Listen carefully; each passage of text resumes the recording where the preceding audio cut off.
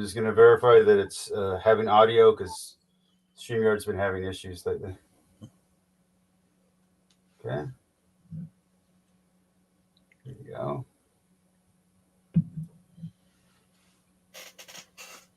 Let's see. Okay, we're scheduled to be up and coming. Okay. And we might get guests at a certain point just because of the way my channel works. There's a few longtime atheists that watch my channel, so they might hop in. Okay. Okay, I'm just waiting for it to go live. It's in standby. Come on. All right, we're there. We are live. Let me make sure that you're coming on the other end. Go ahead and say something. Can you hear me? You're live. Let me make sure that you're coming on the other end. Go ahead and say something. Can you hear me? Perfect. All right. So to my audience, I know someone was in here right now and they hopped out because I was testing the screen. This is IconoMatt. He's a brand new YouTuber. He's an up-and-coming Orthodox. Two of my biggest regrets is that when Apostate Prophet first came on, we were on the same level. We had communicated a few times, and then he blew up, and I never got a chance to have a one-on-one with him. And then also with, I believe it was Christian Simplicity or whatever the guy's name is. He also came on. Divine Simplicity, yeah.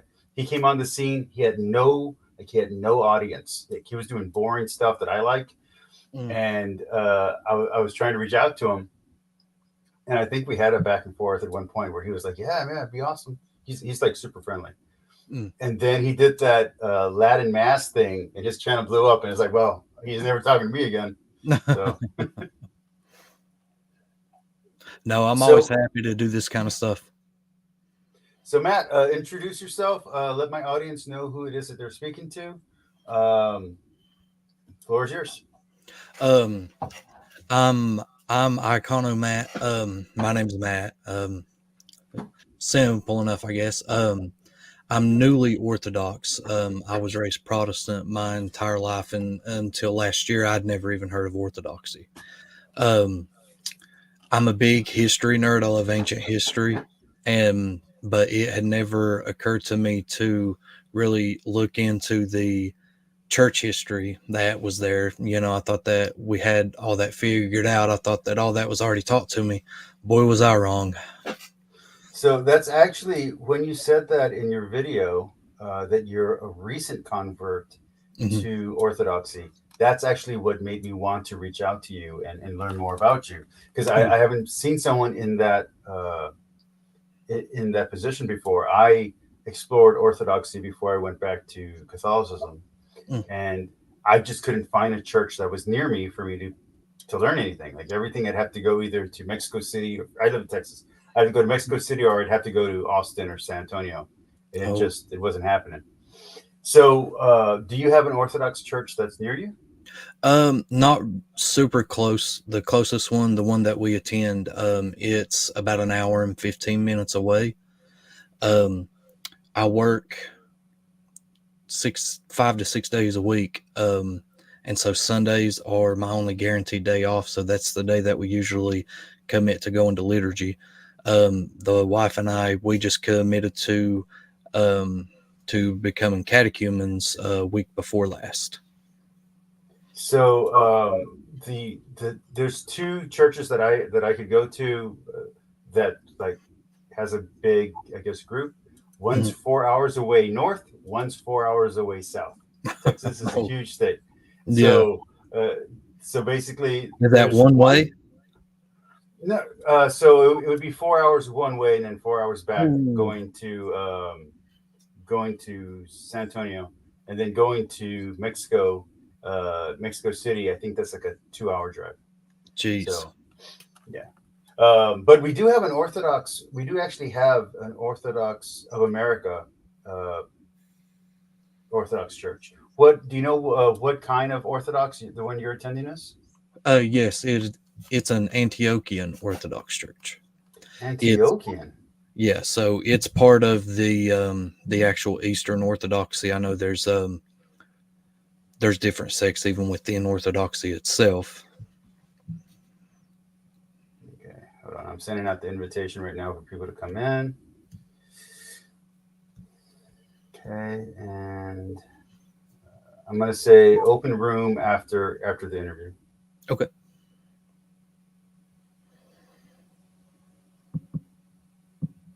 After interview, questions welcome.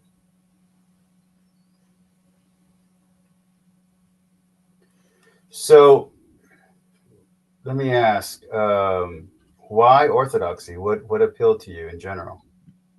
Well, as I had said before, I was always under the impression that I already knew the church history. That church history wasn't as rich as it was as it really is anyway. But like I said, I'm super into ancient history, and the wife and I knew after the passing of my parents that we wanted to get into church the way that we were raised, and so my interest into ancient history led me to looking into the history of Christianity, and all of these things that I was under the impression were later inventions of the church within the last couple centuries, such as the Eucharist, liturgical practices. Turns out that those are actually what Christianity has always been, and it made sense once I learned this because like Judaism is rich in that stuff, and our religion stems from Judaism. Right. But the area that I live in, it's not. I don't know. I want to say it in a way that doesn't make everyone sound bad, but they're not. Most people just don't seem too concerned with the educational side of this stuff. It's my pappy and my pappy for him, believe. If you don't mind me asking, what part of the U.S. are you in? I'm in the Appalachian Mountains, West Virginia. Wow. One of my favorite, I know very little about that area. One of my favorite music groups of all time, I believe they call themselves Rising Appalachia or something like that. And they do like folk music, but like with like a modern sense. And it ended up becoming like protest music at some point, but it was still like really interesting to like listen to. So, if you don't mind me asking, what denomination did you come from? I was raised in what we call a Free Will Baptist church. So I couldn't have really went to any other church with the title Baptist in it and told you a difference in the church's stance itself. I could tell you that you could always go and hear different beliefs from different people. But there's just so many denominations anyway. I don't know how to really say what I'm trying to say, but yeah, like all of the churches believe something different. Like even if they have Baptist in the name or Church of God in the name. And were you a Christian the whole time, or did you try atheism out for a while, or Gnosticism? No, I never really tried atheism out, but it got to a point to where I believe that the Bible was all that I needed. I didn't really need to attend a church or any kind of service type deal. And it's sort of, looking back now, it didn't feel this way then, but looking back now, it was almost as if I had become my own church and my own pastor and my own priest. And so when you went from a Free Baptist church to an Orthodox church, what was that like? That first time going into an Orthodox ministry, going into the parish, what was that experience like? It was overwhelming.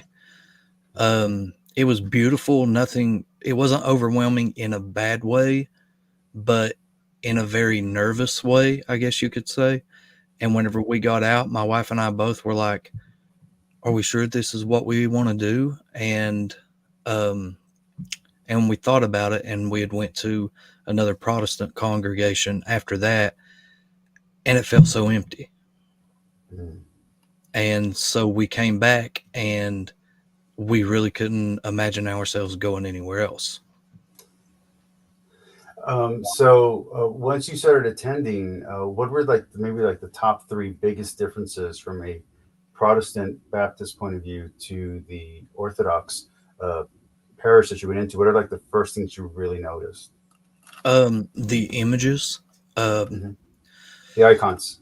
yeah, the I guess you could say there's just an overwhelming or an overarching feeling of reverence. Okay, I got you. Um, and the smells, great smells. The smells and bells, as Yeah, James yeah, White likes to say. yeah. And then once you were in there, is there anything that shocked you or that like pulled you out of that first experience? In the positive or the negative, Either way. either. Well, the overwhelming feeling, I thought was going to pull me kind of away from the church, but it didn't, thankfully. Um, but whenever I seen the liturgical practice and the Hmm. just the utter reverence towards the Lord that was going on, I loved that part, and I couldn't believe that I was so against all of that. Once I seen it, once I learned about it, and actually learned what was going on, I couldn't believe that I was against it, and it was like I I don't know. It was like I kept myself from this for so long, and now that I'm experiencing it, it's just like so sweet. So let's talk about Orthodoxy a little bit. I'm going to ask you about some Catholic stuff later on, but let's start with Orthodoxy. Um, had you read the Bible, all the way through, or partially, or anything like that before you went into the Orthodox Mass? Partially, many times. Okay. And did you feel like in the Mass, like uh, they do English at the church? At the Orthodox church that we go to, Yeah. yes. Well, they do like English sermons, Hmm. and some parts are English, but there's also some, I think, Greek chanting.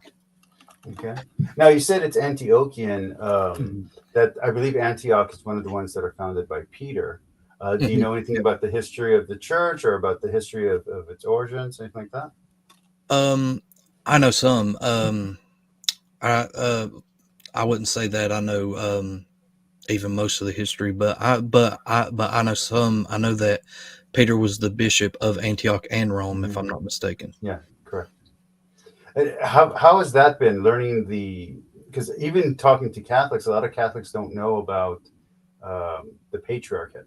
So what has that been like learning that there's not just one supreme bishop, but there was 12 supreme bishops, and there was 70 that they sent out, and there's supposedly at least what's 72 divided by two? There's at least that many churches of original founding churches. What has been that experience like learning that history that just people don't know here in the West? Well, to kind of tie it into my Protestantism, I was that part I was very nervous to experience at first because I knew it was coming. Calling the priests Holy Father, and just the sheer reverence for the patriarchates. But once I experienced it, it was so comforting, comforting Um, that there is another fallible human being that I know is going to have my best interest at heart. what about the icons and the Theotokos? Once you start talking about Mary stuff and honoring the saint that the church is named after, that kind of stuff, Did that throw you off? Was that easy for you to get into? Yeah. So the Mariology in the beginning was, well, not even in the beginning. In the lead up to learning about it and experiencing Orthodoxy was a big worry for me as well. But I'll tell you, before we even went to talk to the priest, I'd opened my Bible and started with the Gospel of Luke, and realized, hey, it's not just the Catholic Church and the Orthodox Church that reveres Mary so highly. Like, the book that all Christians use also does as well. Mm-hmm. Do you have a saint that you're picking as your patron to help guide you through your catechesis? I haven't thought about it yet, and I've not talked about it with our priest yet. This is probably going to sound so cringe, but I watched a movie today called Man of God. Okay. And it's about a priest in the late 1800s named Saint Nectarios. Mm-hmm. And I think I may pick him. Now, just to let you know, there is a little bit of a divide between which saints are honored in which church post schism. Yep. I don't know if you've learned about the schism. It's a big tension between Catholic and Orthodox, but not so much between Protestant and Orthodox. Yeah. Well, Saint Nectarios was actually canonized by the Eastern Orthodox Church.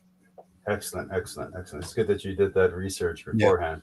It'd be kind of funny if you're like, oh yes, Paulo Pio. Yeah, I'm gonna put him. They're like, hey. Yeah. So we talked a little bit about liturgy. What was that like going into a structured mass versus a service? You know what I mean? Yeah, it was. I'll tell you what, me as well, but really my wife. She's kind of a shy girl. It was really comforting to both of us to be able to actually worship God and sit through a service without being yelled at. Now you said sit. Is this a standing one or does this one have pews? No. Well, they have pews all through the church. Okay. The church that St. George had bought, I think it may have been a Catholic church originally, and they converted it. Right. Well, but there are certain times throughout the service that everyone stands. Well, several times. Now you said you and your wife are doing this. Has she given you any pushback about going so far from Protestantism? No. So she wasn't super religious to begin with. She knew that she believed in God, but that's about it. And her grandmother is Catholic. Okay. So she, even without realizing it, was even a little more familiar with things than I was. So what about I know you're a catechumen yet, so you haven't received the Eucharist. Are you having to leave when they go ahead and do the call of the catechumens, or do they let you stay to witness that, the transfiguration? Well, so they do a thing every liturgy where even the people who don't receive the Eucharist can go up and they cross their arms, and the priest still gives them a blessing. We haven't been able to do that. Usually right about 10 minutes before that time, our son starts throwing a fit. Yeah. And have you gone, I don't know if all Orthodox churches do this, but I know when I was looking into it, they sometimes have blessed bread instead of the Eucharist downstairs. Yes, or have you been able to do that? No. Okay. Now the catechesis, where are you at? And I know it's a different process in the Catholic Church. How long does catechesis take in the Orthodox Church, and what's the process of learning your faith? Well, so there's I don't know, different parishes you go to will usually do a little different. It's usually not completely uniform across the board, but what I keep hearing and what my priest mentioned is that typically it lasts around a year. Okay. So that's a little longer than what the Catholic takes. The Catholics we usually take maybe 6 weeks to up to 6 months. And then if you don't join, or if you have issues, then you'll do it again a second time or third time, however long it takes for you to get there. Have there been any hiccups or any stumbling blocks yet to joining? No, no. We wish that we had a parish closer to us, or that we could be closer to our parish. But I'm pretty sure there's a story about blessed is the man who travels far. Yeah, well, I mean, especially if your son is that correct? Yeah. Is throwing a fit right before communion. Like that's Yeah. got to be traveling 2 hours or an hour somewhere. Yeah. So, what denomination was your wife? Also the same denomination as you are? Yeah, more or less. Were you guys practicing Christians while you were dating, or did you like lapse and then come back in? No, that was sort of the thing about being strictly Protestant, is that you've got to shop around so much until you find somewhere that you think is going to align 100% to your beliefs. And that was one of the biggest problems that I realized with it, is that, hey, why should I have this power to have to have a faith aligned to what I want and what I believe? And we never did find that. I don't think anyone could. If you don't mind me asking, what was the most dissatisfying aspects of Protestantism for you? You don't have to go through a laundry list. Maybe like 2 or 3 reasons. What made you leave? What made you be dissatisfied? What made you start looking at other traditions within the Protestant tradition? One big thing was that we see a movement in today's Christianity, a very accepting movement. And that is infiltrating mainly from the Protestant side, and I seen that, and that made me a little weary. Above that, Protestantism is, a lot of them, they preach sola scriptura. And so whenever I would open my Bible and read things, I would always read things that just didn't seem like, it was like, hey, why aren't you guys paying more attention to this? Luke chapter 1, like, why do you hate Mary so much? It's funny that you say that. I just did a analysis on James White versus Tuggy, and they're both arguing.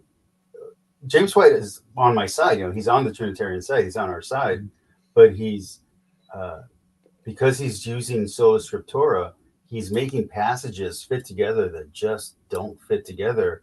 And Tuggy is just pointing it out. Oh, and that's Tuggy's whole argument, is just pointing out, hey, those 2 verses don't mean what you're saying it means. Yeah. And he can't get over that. But because James White won't accept anything but sola scriptura, he's like, no, like it has to mean these 2 things. And it's like, yeah, I'm on your side, but wow, this is a bad argument. Yeah, and James White, he's a formidable foe too. I know that where I'm at is right, but I would never want to debate that man. When my channel used to be popular a long time ago, and then it died off, and now I'm trying to bring it back. And when it was popular, I ran into James White on the internet, and I think he dismissed me as like a crazy Catholic and never acknowledged my channel ever again. But it was interesting how he mutes his comments on his channel. He doesn't want to have debate. He doesn't want to have those arguments. So he'll do it like he'll pick someone who he thinks he can beat on Twitter or whatever other he's on. But if you actually go to his channels, almost all of them, except some of the older stuff, almost all of them have the comments turned off. And I'm just like, if you're going to do this in the public, you might as well leave it open to debate. Yeah. Iron sharpens iron. Now, before we get into kind of the differences between Orthodoxy and Catholicism, is there any other faiths or any other denominations that kind of grabbed your attention before you went to Orthodoxy? Yeah, well, not when you look into the history of the church, you have to come to there's only a couple conclusions that you can choose. It's either that all of the early church was wrong and Jesus's promise didn't stand up, that the gates of hell wouldn't prevail, Mm-hmm. or you're left with the Catholic Church and the Eastern Orthodox Church. Now you probably have already discovered, or you discovered that there's like actually four little branches that survived that original culling from the Muslim invasion. That's what killed off the other Orthodox branches. But there is Chalcedonian and Coptic and Yeah. Oriental that's still around. So those, Yeah. so there's four. I think it's Mark, Peter, and Peter, because Peter founded two. Mark, James, there's the church in Jerusalem. That's the Oriental church, I think. And then I don't know what the other one is. The Coptic would be Alexandria. Is that Mark? Yeah, that's Mark who founded that one, right? So considering that you have four different apostles to choose from, is obviously location and availability is a big issue.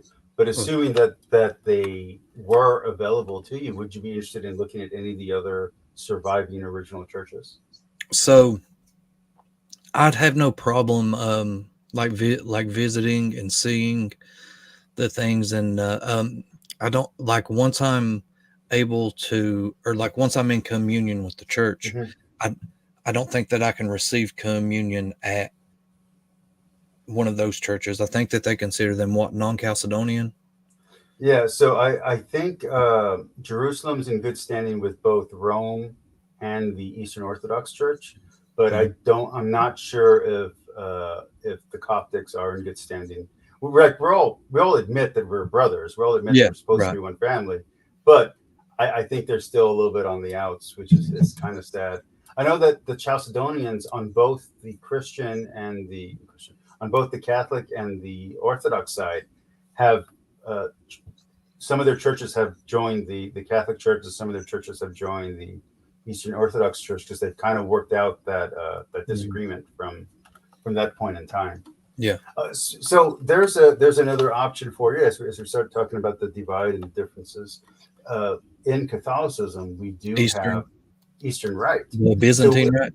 The Byzantine Rite, and it's going to be the exact same. It literally it's the John Christian Mass. The only thing is they add the Pope when they're doing the litany. But you're saying the creed in the way that it's originally formulated. You're doing the actions the way. And the only difference that I've noticed is that when I was discerning, I would listen to 3 different masses a day. Originally, I was listening to more than that because I was also listening to like Protestant stuff. But when I get down to the ones that I was like really concentrating on, I would watch a Catholic Mass, I would watch a Byzantine Rite, and then I would watch an Eastern Orthodox. And what I noticed is that it's the way the icons are displayed. So the again, this is from YouTube, who knows? But from watching it live, the Greek Orthodox had more icons all over the place, while the Byzantine Rite Catholics just had like a kind of like a I don't know, like a little screen that had all the icons in front of you. So I noticed that was a difference in the way the art was displayed. Now, I've never been to a Catholic church or watched a Catholic Mass. Do they do the iconostasis? Yes and no. So I'm going to talk about the Basilica that we have, because that's kind of that has more of everything. Because the Basilica is meant more for tourists, to bring people in, to bring pilgrims. And so it has more art. So you'll see the classic Latin stained glass windows. You'll see statues in every corner. You'll see different depictions and different saints. You'll see an area where you can just go and pray. One of the things that I think stepping into a Catholic church would be really off-putting to a Protestant is that you're going to have a lot of the Virgin Mary, and then you're going to have places to donate money where all the icons and statues are. I don't know if they do that in the Orthodox Church. From what I've seen, it's usually just the candles. You don't really have a donation station. No, they do. I guess it would be considered tithes every liturgy, where they bring the offering plates down. So we do that too, but it's but like I said, we do have so you'll have a statue of Father Pio, you'll have a statue of Jesus, you'll have a statue of the Virgin Mary, and right next to the statue is a little, sealed up donation thing where you can put $1 or whatever in. And you're not supposed to like pray and put $1. It's not supposed to be transactional. Yeah. But like, the church wants, needs money to function, so they do that. But I could see it being very distasteful to a Protestant who's not only are you seeing statues, but you're seeing what to your eyes might look like simony. You know what I mean? Like, it's just like, I don't really understand what's going on there. So a Catholic church and a Byzantine church or a Greek Orthodox church are going to be structured roughly the same way, with the cross in the center. What the difference is that the Eastern Orthodox churches have a more Greek aesthetic, a Hellenistic aesthetic, while the Latin churches look more Gothic in nature. Modern churches, not so much. They kind of all look ugly. But the ones that are based on that. So you're going to come into a church, you're going to walk in, and you're going to have like this little vestibule area. Then you come in and you're going to see all the pews, because we took that from the Protestants. We used to be standing, and we used to be actually facing. The priest would face away from now he faces us. And we used to be all Latin, and now we do whatever language is colloquial. And you're supposed to have a giant cross in the front of the church, but the Basilica that I go to has a giant Mary and has Jesus on the side. And one of the priests who took over for that church was like, "We're not okay with that." So he started putting a cross like this. It is kind of ostentatious, but they put this big crucifix right on the altar every time he would come in, just so he could be like, no, like we're gonna do it right. And then he left, and another priest came in, and they stopped doing that. But yeah, so that happens in Catholic churches where the veneration of Mary can go a little bit far, even in the design of the buildings. What about the Theotokos? Have you done any? I know it's not a Hail Mary, but any prayers to the Theotokos? Have you practiced that at all or tried that at all? Yes. A couple times. I've got to get a lot better about actually doing my prayers the way I'm supposed to. I do the Jesus prayer. I actually use a rosary. To me, it's just easier to count the beads than it is to count knots on a comboskini. So I still use my rosary. I say the Jesus prayer numerous times a day. But I've got to get better with like my Trisagion prayers and all of that. I really do need to get better at that. Are you using an Orthodox prayer book or anything like that? Yeah. Yep. Are you using one from? I know there's different ones. Are you using the one from Vladimir? I think it's Vladimir Press. That's the one that I have. I'm not sure actually. I got it from our parish. Oh, okay. So that's excellent. That's cool. Yeah. So when I was a kid growing up, all the churches had little bookstores. Yeah. And sometime in the 90s, early 2000s, they stopped doing that. So I have to go to Basilica now if I want Catholic books. But there was a time where you could just, after the Mass, you could just go next door and be like, "Hey, I'm going to take this." So, and we also used to have missals in the church, or sometimes even little Bibles. And a lot of churches have gotten away from that as well. There's a lot of development that happened in the church in the last 30 years that we call them radical traditionalists don't like. Is it that radical tradition in the Orthodox sense that pulled you back in, right? Yeah. It's really nice to have a firm foundation. It's nice to see something or to be a part of something that's, I'm going to use the word unchanging.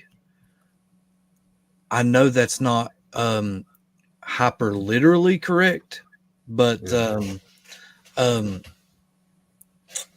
the changes seem very minuscule compared to what I was experiencing in Protestantism anyway. So even compared to Catholicism, Orthodoxy seems to be, and I don't mean this as an insult, just how I have to word it. They seem stuck in the 1500s still, which is good. The Catholic Church modernized a lot to try to compete with Protestantism. Hmm. And some of that was necessary, and some of that is regretful. Even as someone like me, I like the Novus Ordo. I like the new Mass. I'm happy with it. But there is, I've gone to High Mass a few times. That's where they sing all the liturgy, and where you're doing all the old school stuff. It's just a little bit more beautiful, just to be Hmm. very blunt. Like, you can't get Yeah. away from that. Um, it, Let me ask all the generic questions out of the way. Is there a reason why you didn't look at Islam or anything like that? Well, um, I delved into before ever learning about Orthodoxy. I delved into eschatology a lot, Okay. and Christian eschatology really steered me clear of Islam. For me, it was reading the Quran that steered me clear from Islam. I loved Malcolm X. I loved a few other, Muhammad Ali. So I Mm. was like, I'm going to read this. And I was just out of college. And then I opened it up and I was like, no, nope, nope, nope, not for me. Yeah. And then when my channel was popular, I started doing a series where I was just reading the Quran and critiquing it as I went. Mm. It was a very popular series. If I would have stayed with YouTube, that would have been what I was doing. Hmm. It was kind of like James Wood, but I'm not Yeah. a jerk, so I was just being nice. I was nicely going, yeah, that doesn't make sense. No, that's not correct. And I'd Yeah. get these like long, essays on how Islam worked, and they're like, no, you got to go by this tafsir. No, you got to go by this hadith. And my budget at the time was very small, so I'd have to save up money to buy these commentaries on a religion I don't even believe in, because I was like, Yeah. all right, if I'm going to have this conversation, I got to go find out the material. So what about that? How your experience of saints, your experience of the church fathers? Have you read any of the church fathers yet? Have you gotten into that? Um, a, a little bit. I bought a few books. What you bought? To I bought Orthodoxy and the Religion of the Future by Father Seraphim Rose. I bought a very small book, but it really helped me in my acceptance of icons. It's called On Holy Images by John Damascus. And then I bought the Orthodox Veneration of the Mother of God by Saint John Maximovich. By any chance, did you read? I have it on my list of books that I'm never going to get to because I have way too many. Is Callistus Ware's The Orthodox Way? Did you get into that? No, not yet. But I plan my nerd shelf here. I hope to eventually replace with a big library of books. So originally there was only 3 of these in the house, Hmm. and that was all my bookshelves, and that was all the books I thought I'd ever need. And then once I started learning about church history, it was the same thing. I was Catholic my whole life. I left the church for a while, and then I started reading the Bible. I read it like 3 times. Mm-hmm. Then after reading it 3 times, I got into what's called the Liturgy of the. Well, I went back to church, went to the Liturgy of the Hours. In the Liturgy of the Hours, you also have divine hours, holy Yeah. hours in Orthodoxy. And I don't know if you bought the Hezekiah. I don't know if you've done Holy Hezekiah yet, or if you've gotten any of the books. I don't know the Orthodox term from, but it's a prayer book. It's a book of saints, and then it's a book of writings that are separate. I bought some of those, and then I realized I'm just spending money on 2 different denominations. I have to stop. Yeah. But for me, doing the divine hours, the holy hours, really changed my faith. So the stuff that the Bible couldn't shake out of me, the liberalism, the modernism, Mm-hmm. doing the practice. So not reading the word. The word was powerful. Like, it changed my life, Yeah. converted me to the church. Great. But actually getting me to change my behavior, that was the practice. That was the prayers and the readings. That changed everything for me. Yeah. And I left. I didn't left. I had to stop doing it because of work. The Liturgy of the Hours, because I went from a job that was a 7-hour job to a 10-hour. It's the same job, 10-hour job, then became a 13-hour job, and it's like, you don't have time to pray 3 times a day or 5 times a day. Are you doing the holy hours? No. These are all things that, just like with all of my prayers, I really need to get into a lot better. So maybe when we get off the air, I know right now we don't have too many viewers, but I don't want to just get up and then have no one on. Yeah. But maybe when we get off the air, if you don't hang up, I'll show you some of the Orthodox books that I bought. They're all really good. I like them a lot. Yeah. But it's just, for me, it's just kind of doubling up because, you know, the Book of Psalms versus the Breviary, same Yeah. thing. The Book of Prayers versus the Liturgy of the Hours, same thing. The Book of Divine Hours. So like it's just kind of doubling up. Let me see. Let's start talking about the differences, if that's okay with you. Yeah. Yeah. So, is there a reason why you wouldn't consider Catholicism? Is there a thing that struck out against you? Well, I strongly feel like the Lord and the Holy Spirit led me where I'm at. And I have been blessed beyond measure just since within a week of committing to becoming a catechumen. I have been blessed beyond measure. My wife and I tried for years and to have a child, and just had awful problems. And even with the one that we had, she had awful problems. And we stopped trying after we had him, at least for a little bit, was our plan. And come to find out, like, she's pregnant now and wasn't even trying. So we've been blessed beyond measure. But on the flip side of that, I've also felt so much pushback from the dark powers that we face every day against it. So I guess in a weird way, this is all sort of confirmation for me that I'm doing what I need to be doing. The biggest problem, though, would be if I were to go into Catholicism, then I would leave communion with the church that I'm a part of. So for me, again, call it confirmation bias if you want to. I was diabetic. I had a 14A1C, and I lost my ability to walk. I couldn't walk for about 3 years, and I was a martial artist, so that was like, it was devastating. Right. And obviously, you know, eating healthy, doing all the right things, of course. But it was, I didn't have anything better to do. So I reread the Bible again, you know, and I started practicing all the stuff again, and I started getting into everything. That's where I got into the Liturgy of the Hours. And at some point, I was like, God, if you let me walk again, I will go back to church. And within a month, I was walking. And then I was like, I will. And then I was like, I will join the Catholic Communion if I can kneel for 1 hour. And the reason I picked 1 hour is that's how long a Catholic Mass is. Wow. So I was like, if I can actually kneel, because you have to kneel during the Mass without cramping, without pain, I'm going to go do the RI. It's a adult. It's RCIA, but it's an adult version, which is like CCD for kids, but only for adults. And that happened. So I ran out of excuses. You know, like I was looking at Orthodoxy, I was looking at Judaism, I was looking at Islam, I was looking at Baptist, Southern Baptists. We have a lot of Southern Baptists here. And once that happened, kind of my path just kind of locked in. And it was like, oh, here we go. Yeah. But I didn't feel like I knew what I was getting. Even though I grew up Catholic, my dad took me to, I'm in the Mexican area.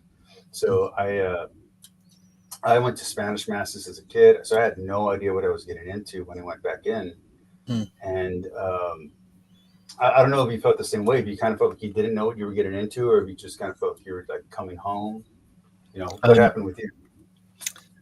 In the beginning, it was kind of what you said first there. Didn't know what I was getting into, but very quickly it turned into, I'm finally home.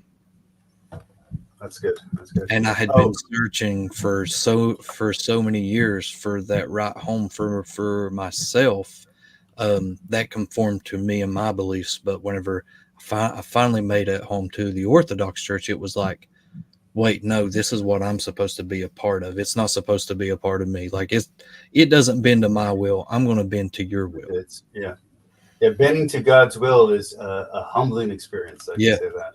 Yeah. So, do you have a kid? Yeah. Are after you get I don't know what the term is in the Orthodox faith, but after you get confirmed, that's the Catholic term. Are you gonna baptize your child, or is he already baptized? Yep. So chrismation. Our priest had told us that he likes to do it all at the same time. So, me and her, hopefully will be baptized and chrismated at the same time, and he will also do our kid. And by that time, we should have our new baby as well. Okay. Wow. So, I mean, that's a beautiful ceremony. That's a whole thing. That's awesome. Yeah. So let me ask, what I'm trying to get a little bit of controversy because we're agreeing too much here. How do you don't have to disagree with me. I'm just saying, what's your opinion about the Pope and that kind of stuff and the magisterium? These are things where Protestants and Orthodox and Catholics disagree. Is the Pope, the first among equals, as the Orthodox say, or is he the supremacy of primacy or something like that, as the Catholics say, which Catholics have said that, but Well, yeah, so it goes into the Pope always did have the first among equal status among the church. I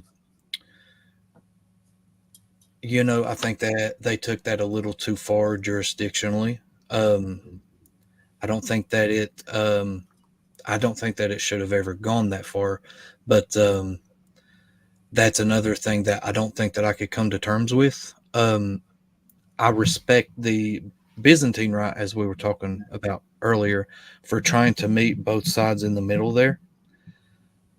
But for the East and West to come back into communion, someone has to give up what they believe. If I'm not mistaken, the Bishop of Antioch, the Patriarch, is also called Pope. So I also think that's also a little funny that there's more than one Pope. Technically, most people don't know that either. So it's not the title that bothers you; it's the the assumption of power and the political aspect. What about the filioque? Go ahead. Sorry. So my big thing is that if it all rests on Peter's shoulders, if Rome is supreme in all ways and all directions because of Peter, why shouldn't the same status be applied to the Patriarch of Antioch? Yeah, I mean, it's the same founder, literally. Right. And now, my opinion here is controversial. I'm not trying to speak for the whole church when I say this, but you also have, I mean, if we're just doing it based on numbers and not based on other factors, you have the fact that Peter was alive when he founded your church versus Peter was martyred when he founded the Catholic Church. Yeah. So there's a little bit more play. He's more active. I've actually had that or heard that argued in the positive to the Catholic side is because Peter's bones are in Rome. Right. It makes the seat superior. I believe it's Thomas. I'm not sure who's the founder of the Spanish church, and you have mythicists and you have biblical scholars who try to debunk it, and it's like, no, you don't get what we mean by founder, because there's no way he lived for 100 and some odd years. No, he got killed, and they took his bones and they put his bones under the altar. That's how he's the founder. He's literally the foundation of the church in Spain. But a lot of people outside of religious realms don't get that. So Mary analogy, we don't really have a problem with. What about the filioque? Is there?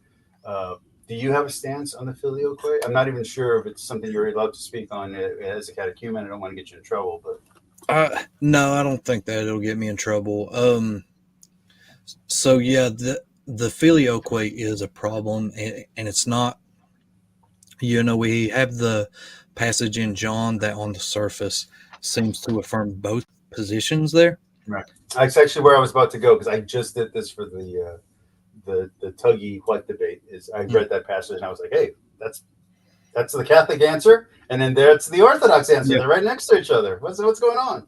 Yeah, but whenever you get down to the crux of the issue, what it does is it changes it. It's not a matter for me anyway. It's not a matter of authority. It's not that the Son doesn't have the authority to send the Spirit. Of course, he does. It's that the filioque changes Christology. It changes the origin of the Holy Spirit, and that's what we're saying when we're saying that from the Father alone. We're saying that the Holy Spirit gets his origin from the Father, as does the Son. Now, I could be mistaken. As far as I know, both Catholics and Orthodox are okay with the spiration of the Holy Spirit.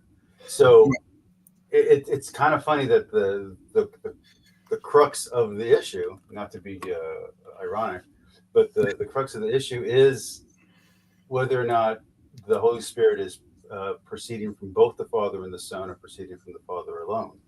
But and this is it's a heresy, so do word your words correctly. But Right.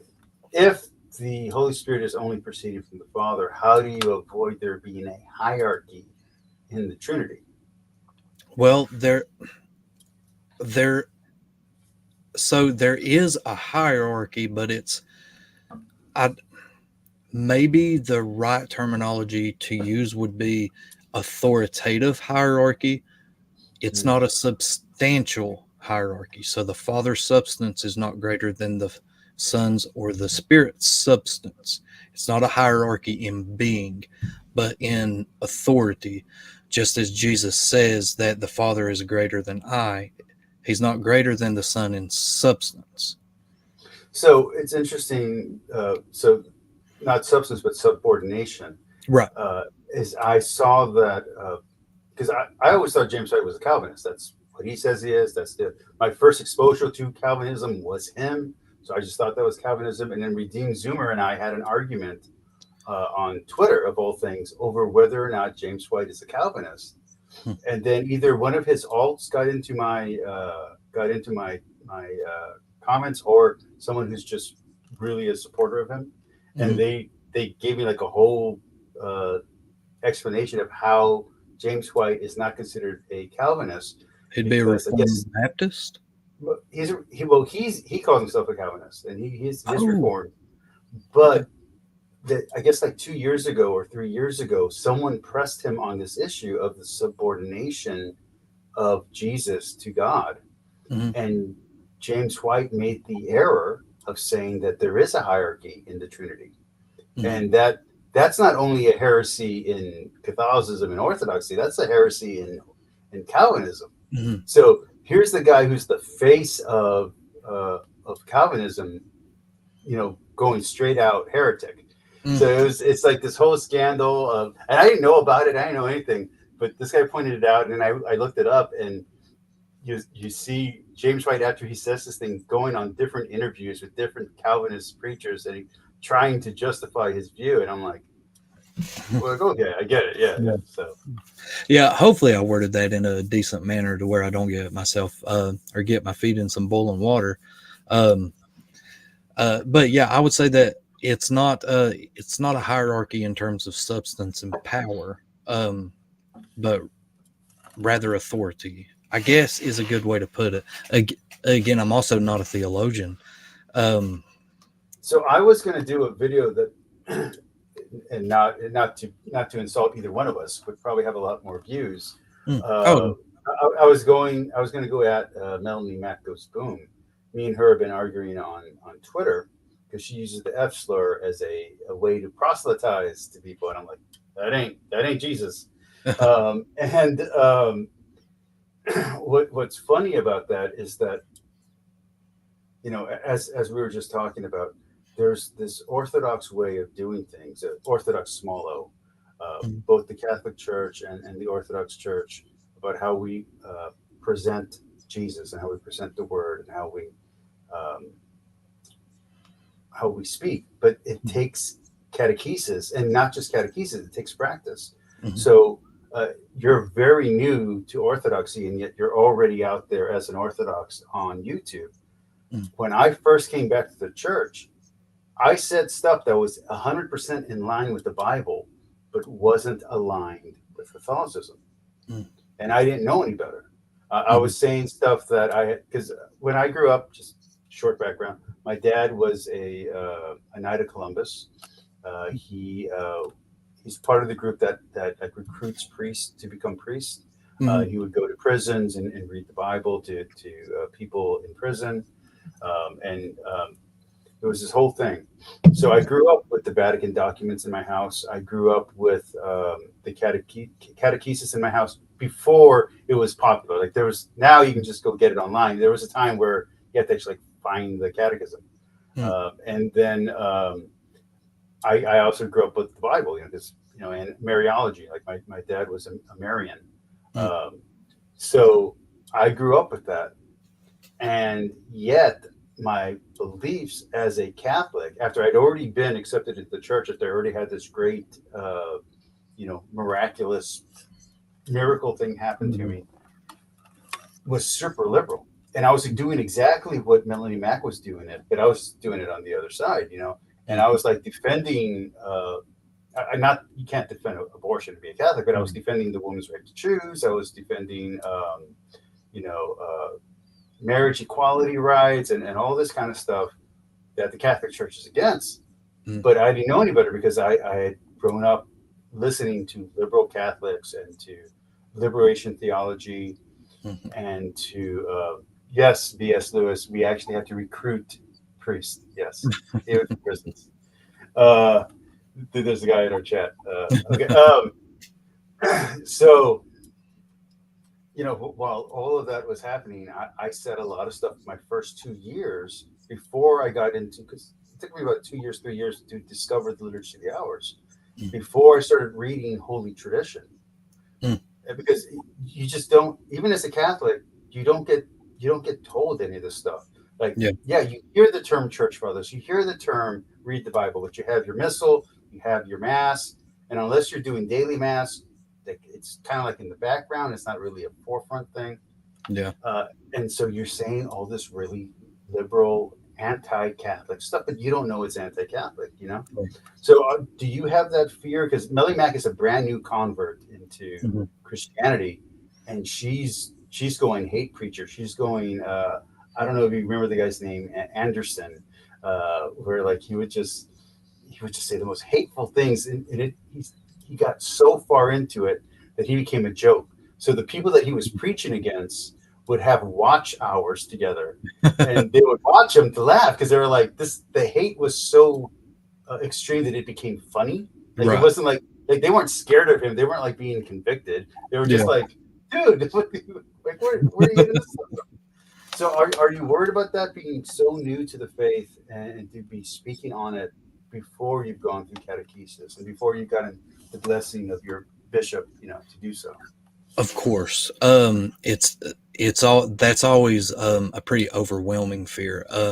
That's why I try to, most of my videos are actually shorts just because they're so much easier to make. But I try to do more biblical stuff until I'm firm in the theology of the Orthodox Church, until I know that I can say something without at least making too many slip ups. And this may sound a little bad, but I am a little more familiar with what's in Scripture than I am in most of my own theology, or at least on an expressive level. Like I can express what's in Scripture a little better than I can the Orthodox theological position of something. Well, one of the problems with Catholicism, and I'm saying this as someone who grew up Catholic, is that it's like a school assignment. So you, as a kid, you get taken to church. You're not participating. You're daydreaming. You're thinking like, what's going to happen when I get out? So you're not listening. And then your parents aren't practicing. And even if the priest is saying, go home and read your Bible, you don't hear that. And you go home and you're going to go watch the football game, and you never think of church until the next following week. Right. And and if you're really bad as a Catholic, meaning you're still a Catholic, you're still in good standing, but you're not following, you're just showing up for the major holidays. You're doing Yeah. Easter, you're doing Christmas, you're doing Lent, because everybody thinks Lent is a big holiday, but it's not. Mm-hmm. But you do this, you show up 4, maybe 5 times a year, you go to a funeral and a wedding, you're like, hey, I'm good, I'm Catholic, I'm going to get a Catholic funeral, I'm fine. Yeah. But you know no theology, you know no history. So I think that's a danger of when the internet is so ubiquitous. Like you had all these Christian TikTokers right now fighting atheists, and a lot of these atheists are people who I debated 5 years ago, 6 years ago. The debate stream that I was in actually only closed down a few months ago, and some of the people who I consider my friends are destroying these Christians on TikTok. They go to Clubhouse and they're having it out. I don't know if you know. He's not my friend, but tangentially through some of the people that are already in chat right now, Dr. Joshua Bowen and Dr. There's another archaeologist, and they're great atheists. Like they have all their stuff together, and I've debated them. I've been on debates with them before, and a lot of the Christians and the Catholics who are out there debating fresh, they're going over stuff that we've already done, and it's like, wow, you don't know the amount of errors that you're saying. Yeah. Like you sound good, like you sound better than I'm ever going to sound. You're going to get a much bigger audience, but you're saying the wrong thing. Yeah. You know. Yeah. Well, it was advised to me that before I try to do any big YouTube debates or any big debates, to hop on Discord servers and do some debates. Realize how dumb you sound, and then tune it up a little bit. So my first debate was actually with an Orthodox. We both had brand new channels at the time. He's still Orthodox, but now he's doing poetry. He's no longer doing religion stuff. And we had like this 2-hour formal debate. That was my first one, and that went really well. I don't think either one of us won, but neither one of us knew what we were doing. So it was like this great, just comfortable experience. Yeah. And then my second debate was against a more seasoned atheist named Bad Tempered Badger, but I had a good enough showing that me and him ended up becoming friends. And then one of my videos went viral, and that was devastating because every atheist in the world just went to my channel to tell me how stupid I was. And it was, it was great. Was it disheartening or? No, because you're kind of prepared, you know what I mean? Mm-hmm. So you have, it was Logic, Godless Cranium, Logic's wife, the real is or something like that. There's like 4 or 5 other huge atheists that just did takedown videos of my very simple, it was like very simple, like I believe in God, because I knew nothing. I didn't have to live to the hours that had nothing. I was just, I believe in God, God is real, blah, blah, blah, God is love. And then they just it's just like, oh, there goes that. Yeah.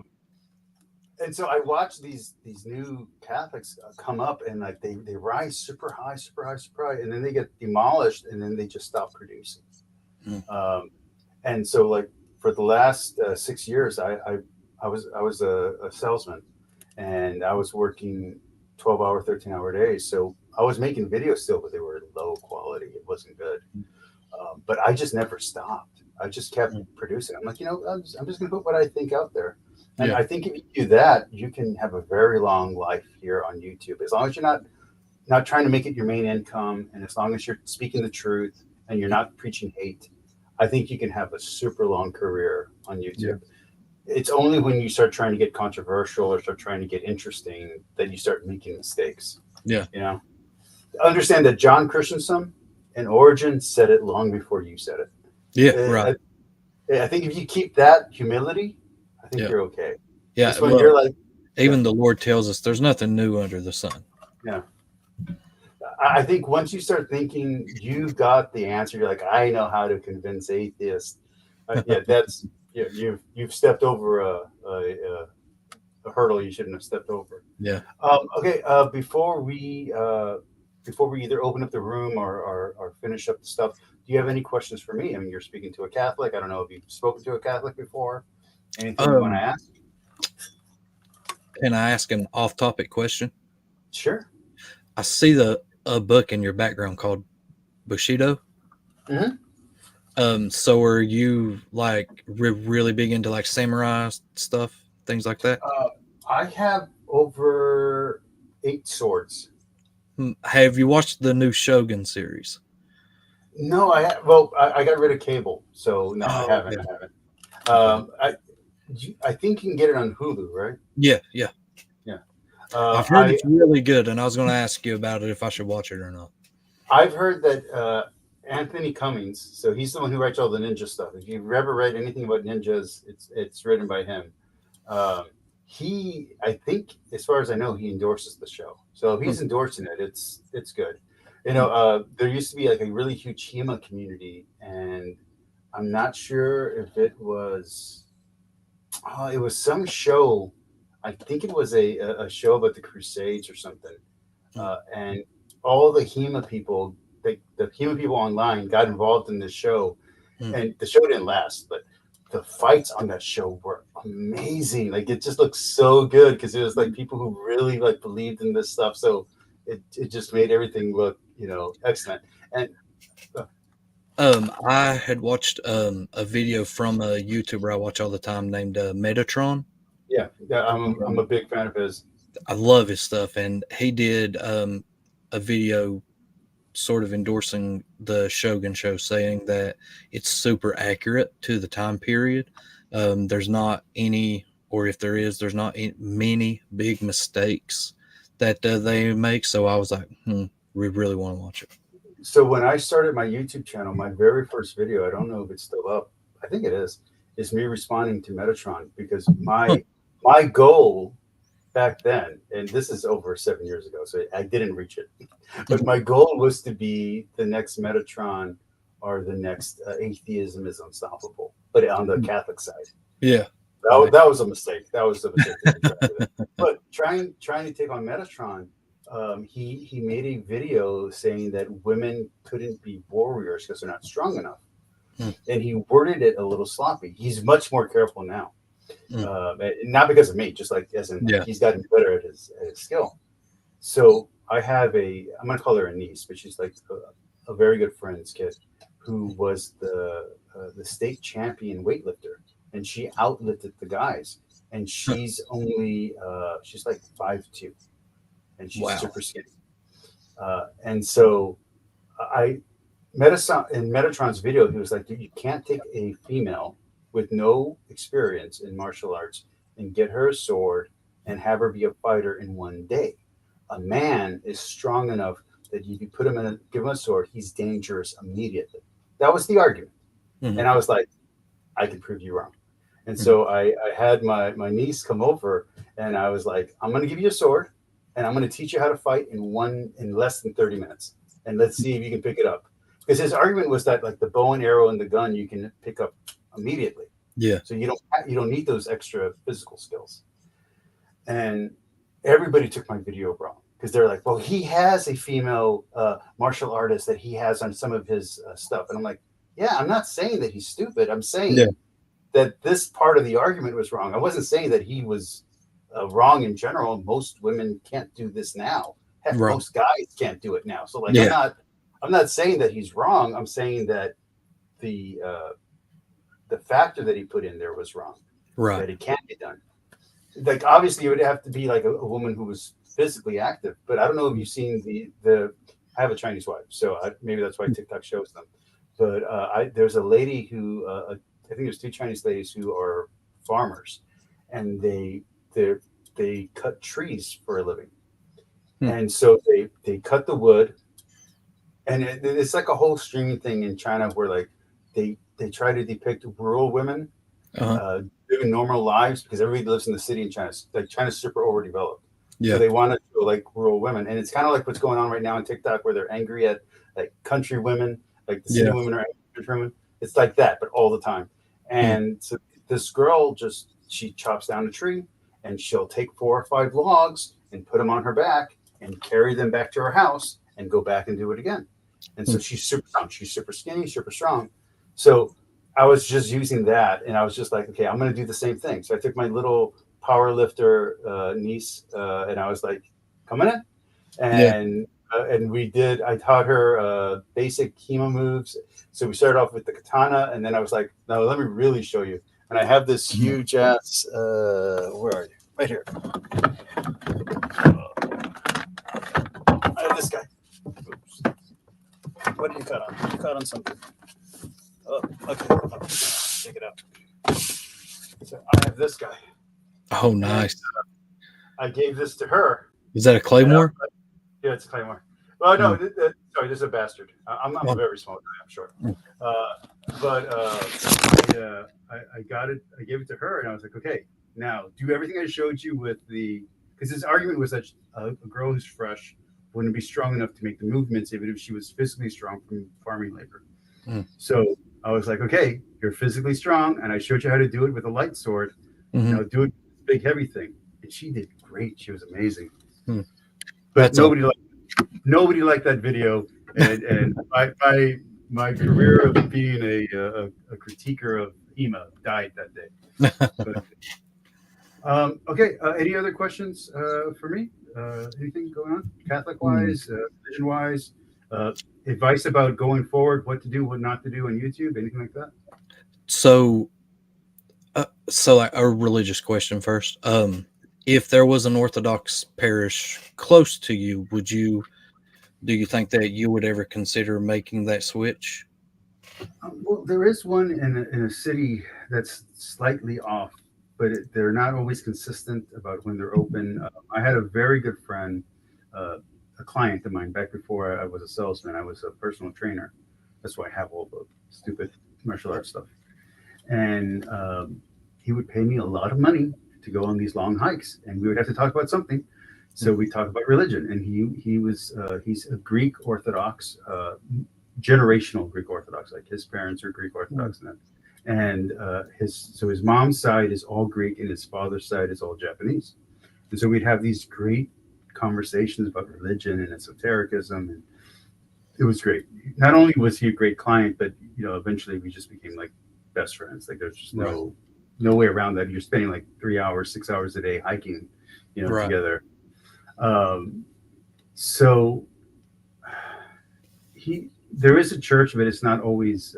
You can't always get to it. Right. So once I was already Catholic, I was already baptized Catholic. Once I heard that for a lot of the Orthodox churches, you have to deny the Pope. And then some, not most of them, but some churches will also ask you to be rebaptized. I'm not okay with the rebaptism at all. Right. And most people aren't, even the Orthodox aren't okay with the rebaptism. So it's kind of weird that they require it. And I know that it's the extremists on the Orthodox side. I know it's not all of them, but still it's there. But the denial of the Pope. So it really was in choosing, after I'd already had my reconversion, it was the fact that there is no Pope. And mind you, it's just before I did my history learning, but there is no Pope in the Orthodox side. That kind of sealed it for me. I'm like, well, if you guys don't have a Pope, I don't know what you guys are doing. And if you look at history, I'm not trying to denigrate the Orthodox. Oh, no, I got you. They've had a lot of trouble since leaving. You can argue about who left who, but since the divorce, they've had a lot of trouble organizing a new ecumenical council. They've tried and they tried and they tried. Right now, with what's going on with ROCOR, they need an ecumenical council to squash that problem, and they can't get it together. Well, you have a very strong bishop, and even if you want to say, it's because of political situations, the Catholic Church has a bishop that can say something, and even if everyone disagrees, you're going to tie your shoes. You're going to stand up. You're going to follow your orders. You'll brag about it on YouTube. You're still going to church. You know what I mean? So I do think that that's missing from Orthodoxy. I would love to see the metropolitan of is it Alexandria or is it the one in Greece? I know it's the I think he's the Constantinopolitan metropolitan, but he's in Greece. I know that he's super powerful, that he has a lot of sway. I say just take on the power and organize your brothers. If you do that, maybe I'd have a higher opinion about whether or not I'd switch. Right now, and I've said this to other people, if I wasn't Catholic, I'd be Orthodox. If I'm not Orthodox, I'd be Jewish. If I'm not either of those, I'm going to Taoism. There's not another. There's no Protestantism that's like even remotely attractive to me. Right. So yeah. Any next question? Yeah. So, what's some helpful tools that you could give me about learning how to use Streamlabs effectively? So Streamlabs, I'm new to, but it's software that I really like. When I first started doing interviews and stuff, we had to use OBS, and it was really complicated. It was not enjoyable.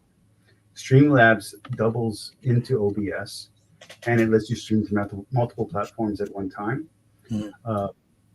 Right now, YouTube is dying just a little bit. I would recommend starting off, especially if you're going to do debates, go to Clubhouse, go to TikTok, and then multi-stream with Streamlabs. You got to pay for it to multi-stream, but do your main show on TikTok or do your main show on Clubhouse, and then archive it or multi-stream it to YouTube, so that way you can build up an archive there.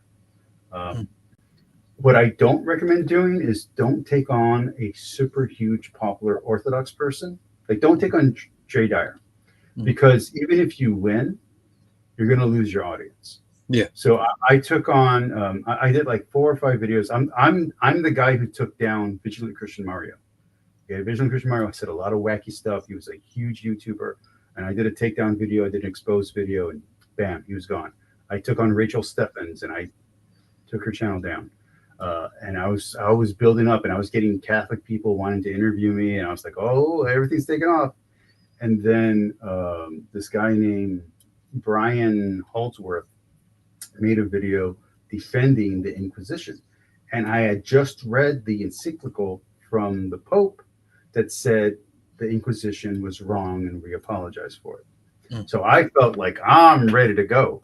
My family heritage is Sephardic. I have Jewish names lists that show the Jewish people that were tortured and murdered during the Inquisition and the Reconquista. I'm gonna go for it, and I lost my entire audience tearing down Brian Holdsworth. Ironically, because of the recent scandal with the Pope, Brian Holdsworth found himself on the other end of this equation.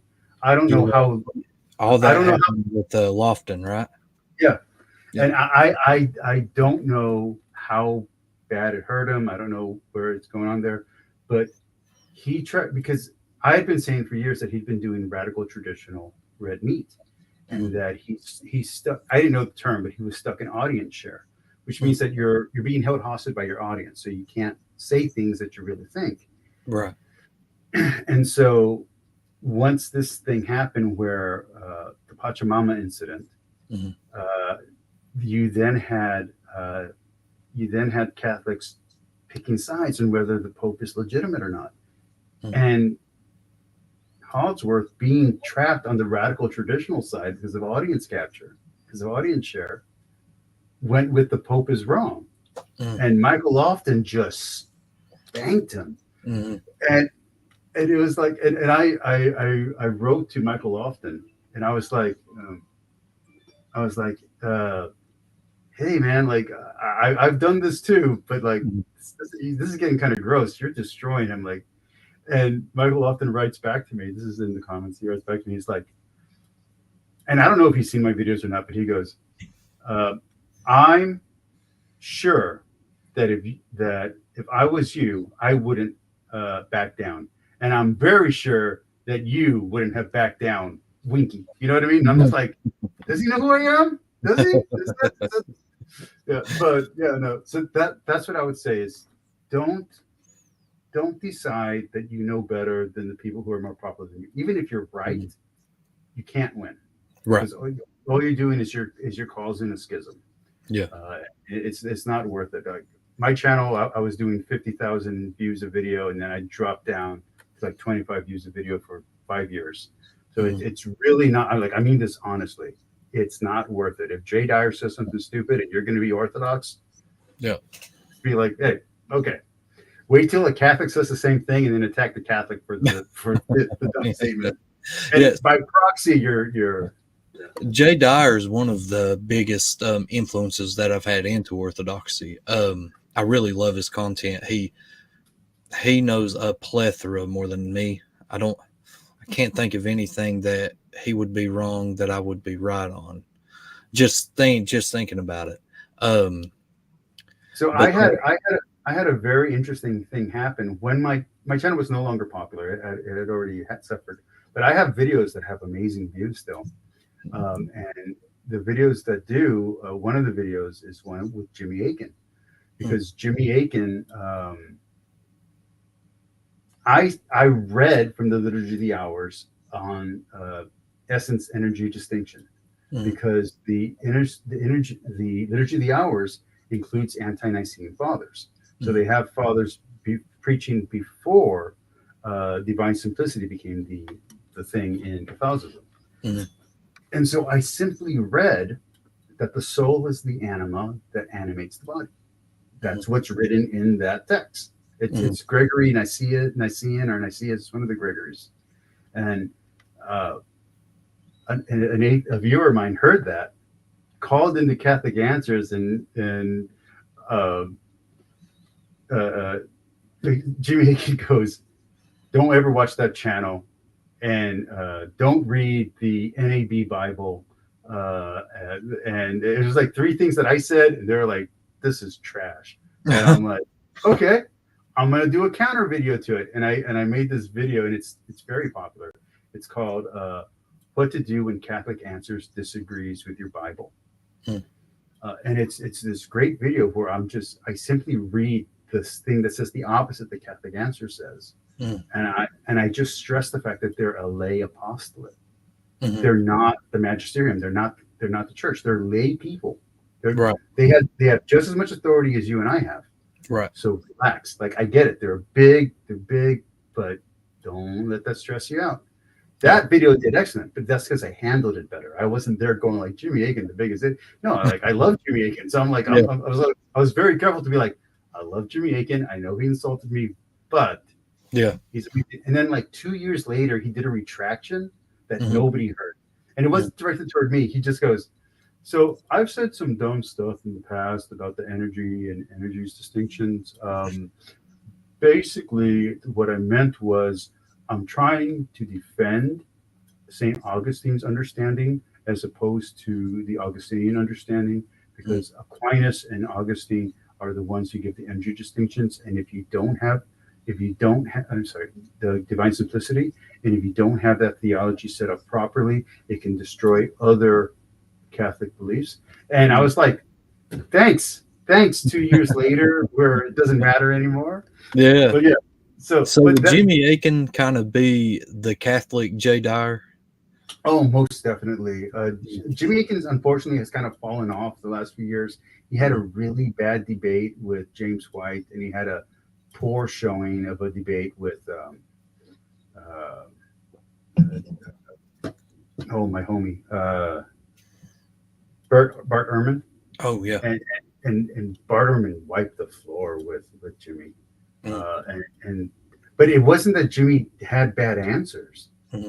He's been answering things on Catholic Answers forever. But he's very controlled, and he has people to help him out. And in a debate, he hadn't been doing debates, so it wasn't that his facts were bad. His facts were great. He was just uncomfortable.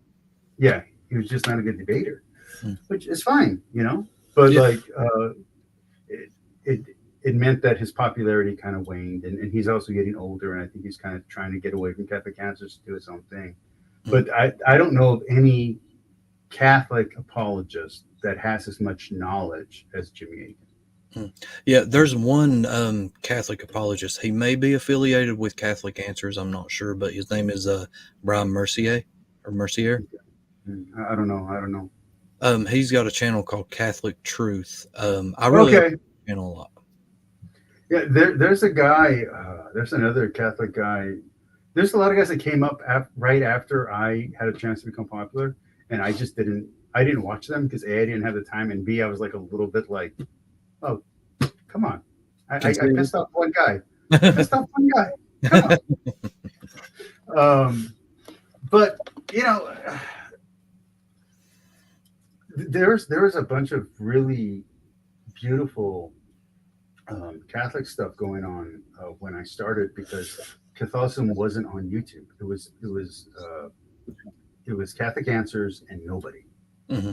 So I was going into these atheist strongholds. I was going into their channels and talking Catholicism. And I wasn't a Catholic channel. This channel had martial arts stuff. It had nothing to do with Catholicism. It's just because I did those 2 debates that I would get invited in. Mm-hmm. So I started building audience share and doing well and having fun with that. So I never expected this channel to be focused on religion, or now I focus on anti-apologetics. I never expected that to happen. I thought it was going to be martial arts and me and my friends getting drunk. I didn't realize I was going to have a conversion. I didn't realize any of this stuff was going to. Thought it was going to be fun. What about you? Do you have any goals for your channel? Do you have any place where you want to go or you don't want to go? I would love to get to a point to where this is my main source of income, but that's a hope. Mm-hmm. Of course, I would like to lead people to Orthodoxy.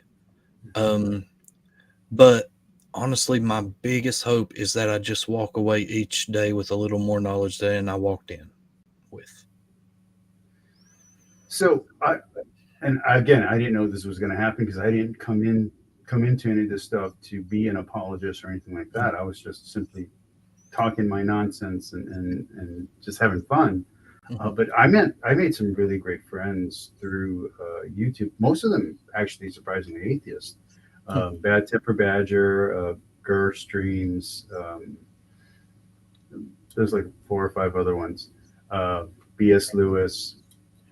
And these are all staunch atheists. These are anti-theists. These are people who are like the worst of the worst when it comes to like mythicism. Yeah. And you go into these debate rooms and you start recognizing names, start recognizing faces. Danny, who's a big YouTuber, Twitch now, TikTok person. It's all fun. But when I started, like what I was saying, I got kind of distracted by that question. Was because there's like we're horrible. That's a great name.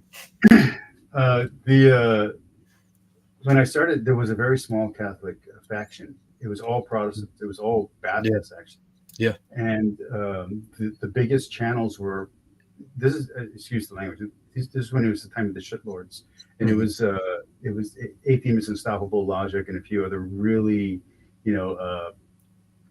I can't remember his name now. The atheist guy who then lost the weight and made I can't say the word, but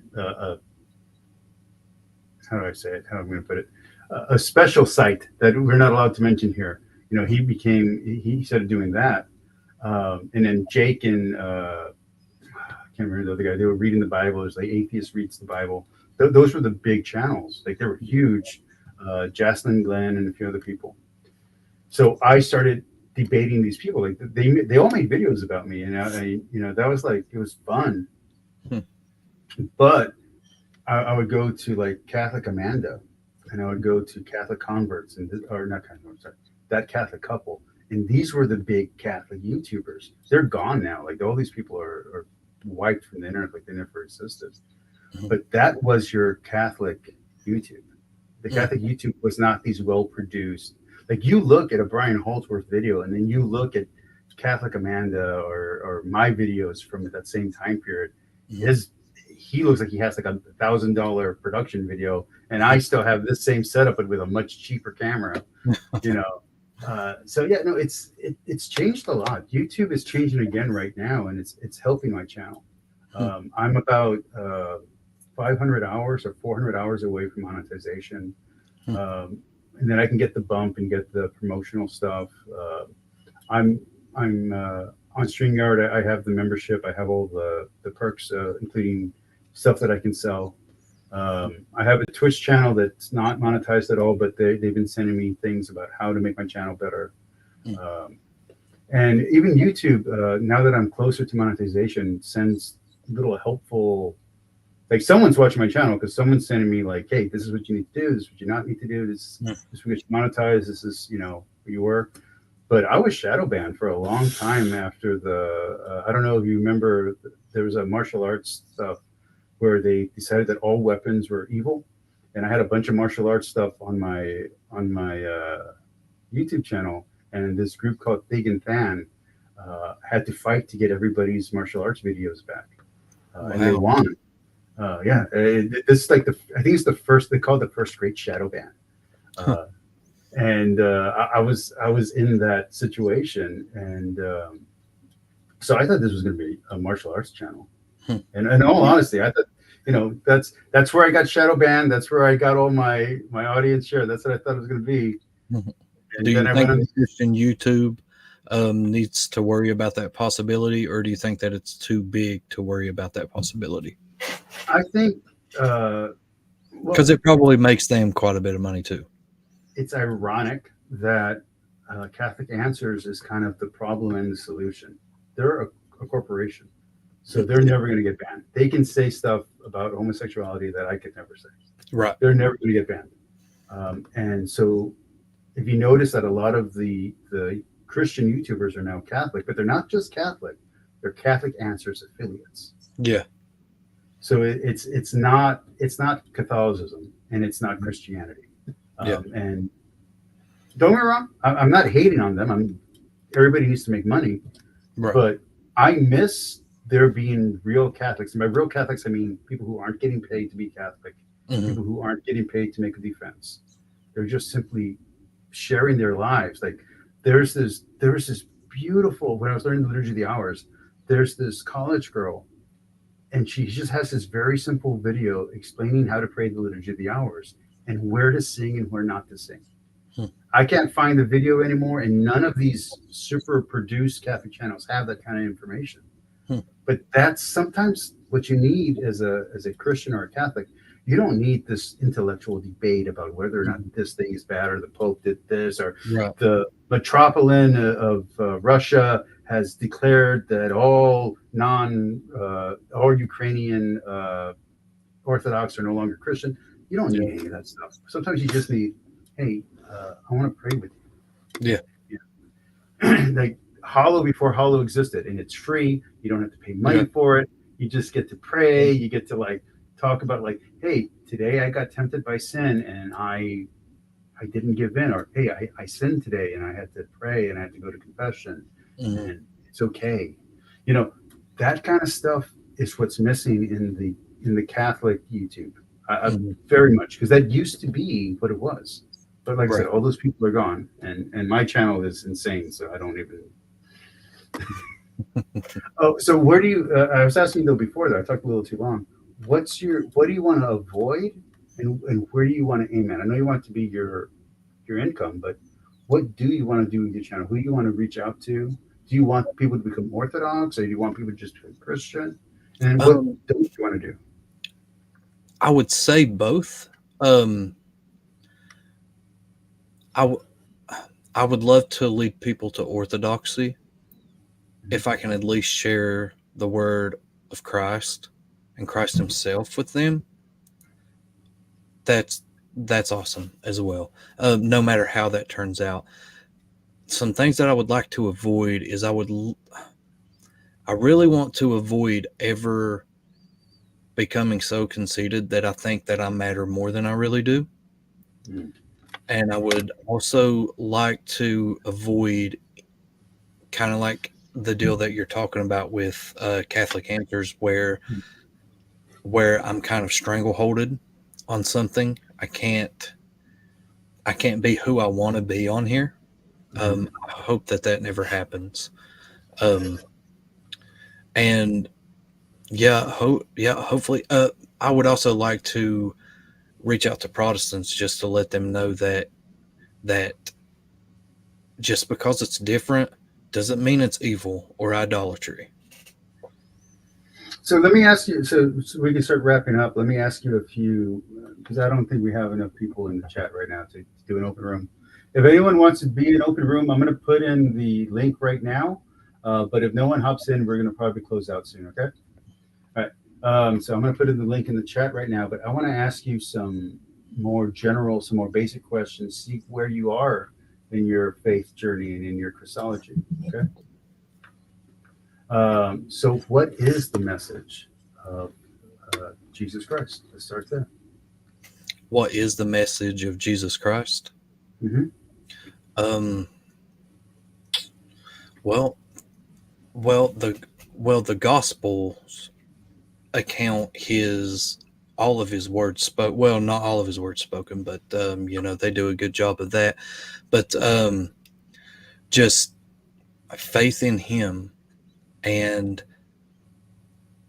coming to the church that he established, realizing that he came to give us a way out of the old system, to be the sacrifice for all. If we take that, this isn't a good analogy, and I'm not super proud of it, but I kind of liken it to having a get out of jail free card. All you got to do is take it.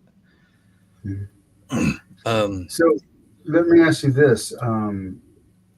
What is your view of real presence in the Eucharist now that you're looking for?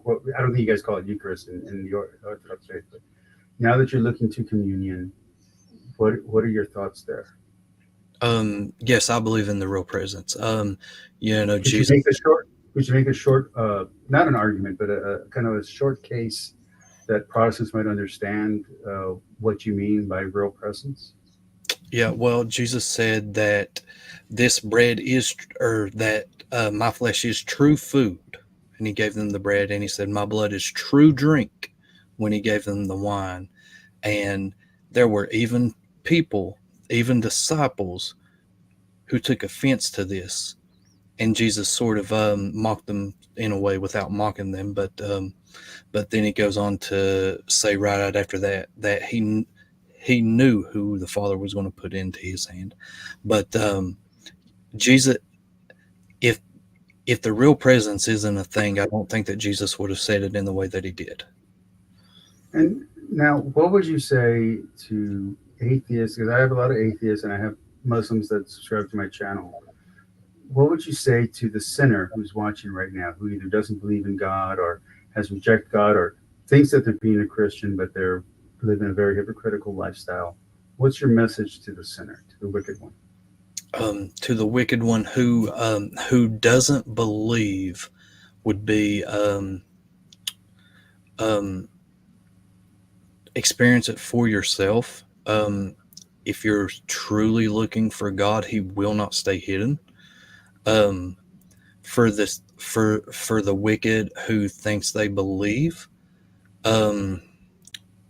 especially if you're in a Eucharist church, a church that does Eucharist, I would tell you to go to 1 Corinthians and read what Paul wrote about the unworthy taking the Eucharist, how it can be damaging. And the funny thing is that a lot of people who are unworthy that claim to be Christians are very quick to point out the flaws in others. Remember what the Lord said about the log in your own eye. There is nothing but truth in the Word. I would say even if you're not attending a church regularly, at least delve into the Word at least daily. I don't think that someone could read the Word and not come to God. Okay. I'm going to ask you maybe 2 more questions, possibly 3, depending on how you answer, and then we can wrap up from there. Okay. So, I'm kind of asking you how you would evangelize, and what would you say? Now, Orthodoxy, many Orthodox don't believe in original sin. So, if there is not original sin, why would someone like B.S. Lewis or some other atheist who's been coming in and out of my chat, why should they even care that there is a God if there's no original sin to shame them into believing? Well, there's original sin, but there's not original guilt. Like, we don't carry that guilt. Well, I mean, it all comes down to I can only speak from my side of the aisle, and so the biggest reason for you to come is to have eternity in paradise. Now, what did you ask about evangelization? Oh, that's okay. I'm going to ask you, like I said, I have about two more. Okay. How would you, we're going to ask about Christianity first, and we'll ask about Orthodoxy last, and that'll be where we'll close out, okay? Okay. If someone's not a Christian right now, no matter whether it's a religion or not a religion, they're just not a Christian, what's a reason for them to become Christian? What's a reason for them to become Christian? And speak to them. Don't speak to me. Like, this is your chance. I have over 1,000 subscribers. My videos get anywhere from 25 to 5,000 views, depending on how the video hits. So you could be talking to a lot of people. You could be talking to one person who just really needs to hear the message. So here's your chance. Why should they be Christian? You should be Christian for how much Jesus loves you, how much God loves you. You won't experience that unless you let yourself experience that. You won't experience it fully unless you're in liturgy, and become Orthodox. But come experience that love. Come experience how life-changing it can be, how overwhelmingly warm the Lord is. And have comfort in knowing that you will spend eternity in paradise. Okay, now let me ask you the last question of the night. Why should someone become Orthodox? Become Orthodox because this is what Christianity was from the beginning. This was the religion of the apostles. Religion isn't disconnected from faith, no matter how much you may want it to be. It's just not disconnected from faith. It never has been. This was the religion of the apostles. As I said, whenever you come and experience it and learn about it, you will also quickly come to that conclusion. All right. Did you have a good time? Everything good? Yeah, great time. Great time. All right. All right. So don't hang up. I'm going to close out the stream, but I'm going to keep the room open. Okay. To my audience, thank you guys for watching. I know this isn't my usual stuff. I know we've been doing watch-alongs, but I want to start doing this more often. I want to start having more interviews with people. I want my channel to grow in many ways as possible while keeping focused on our main topic, which is anti-apologetics, which also means asking people who are just coming in how they understand the faith. If you don't understand that, you don't understand apologetics, you don't understand history, you don't understand what religion is. And a lot of my secular audience love to denigrate typology and apologetics. And even I attack apologetics a lot of times when it becomes rhetoric. But it's important to understand what people believe and why they believe it. So I'm going to go ahead and say good night. Thank you all for watching. Everyone who's watching this in the future, please comment, please like, please subscribe. Please go subscribe to IconoMatt's channel. Matt, you want to plug your channel real quick before we call it a night? Yeah, go like this videos and subscribe to my page, IconoMatt, and hit the bell icon to receive all notifications and get all of my videos. And I really appreciate your all's views. All right, talk to you all later. Bye. Give it a few seconds.